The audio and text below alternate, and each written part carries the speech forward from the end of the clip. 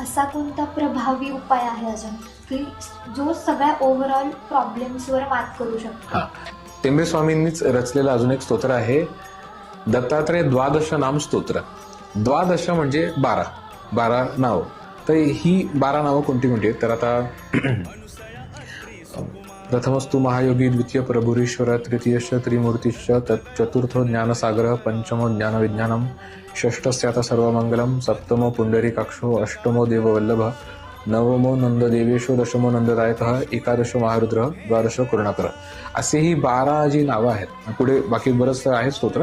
तर ही 12 स्थानं, ही 12 नावं 12 स्थानांसाठी आहेत. म्हणजे आपल्या पत्रिकेतली 12 घरं. तर एक छोटासा उपाय त्यांनी सांगितलं होतं की तू तुझ्या पद्धतीने, तुला वाटतं ना, ब्रह्मयोगिनींचा तो संवाद मी ऐकत होतो, तुला वाटतं ना तुझ्या प्रारब्धात खूप दोष आहेत, तुला खूप अडचणी चालू आहेत, तर पत्रिकेशिवाय कुठे दिसणार आहे हे सगळं? तर तू एक काम कर, पत्रिका बनव आणि आखून ठेव तिकडे.